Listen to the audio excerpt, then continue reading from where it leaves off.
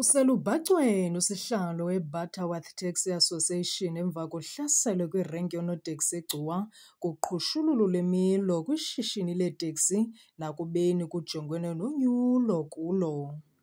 Kutshanje uMphathiswa wezoThutho noKhuseleko loLuntu eMpuma Koloni uXoli Nqatha wabongoza ukuba ishishini leeteksi kuchithwe isigqeba seBhunga leSizwe leeTeksi loMzantsi Afrika kunye namahlakani alo kutshanje nanjengoko kucetyiwe ligqiza lalo loonoteksi ukuze kupheliswe ubundlobongela obuqhubekayo kweli shishini.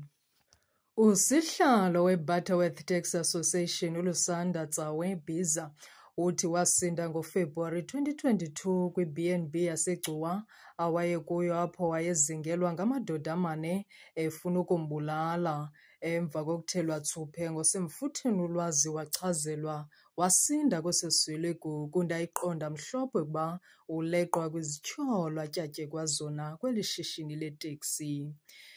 Kwesinye seziganeko xeshikweni ethutha abantwana beserezi kwiWushu iBiga apho ebethutha isixhenxe saso phantsi kukaThamsanqa Saga nothe akamnika isixamali yothutho lwabafundi ngezizathu ezirhangqa ikhontrakthi ebenayo nalapho ethe watyatyekwa ngezityholo zomgunyathi. Usihlalo weBTA uthi urhulumente makaqinisekise ngeenzame azenzayo ukulo khuseleko loonoteksi ngoba lishishini leteksi nangona kusenziwa iinguqu alikhuselekanga ngokupheleleyo nanjengoko naye lixhoba lokuqhekezelwa kwekhaya ze konakaliswa. Uthi alukho ukhuseleko nanjengoko kunyanzeleke ukuba kubekho abantu abazomgada abamjongileyo nabamkhuseleyo kwisihelegu ajongene naso. Kanti kwakweli shishini, umongameli weshishini eliBuffalo City Association umongameli Gabs Mshala uthi eli shishini nangona urhulumente ezama ukuzisa ucwangco alikakhuseleki ekwathi kukho abantu abazama ukuqhuba noqhushululu kweli shishini.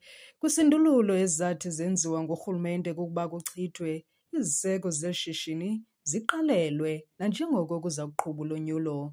Ekwathi uzinzo alukabikho ngokwaneleyo nanjengoko kudutyulwe umntu eLady Frey apho bekuzama ukudutyulwa usihlalo wakhona wasinda usihlalo ecofa imvaba ukhona odutyulweyo nalapho yenzeke kwitaxi rank loo nto.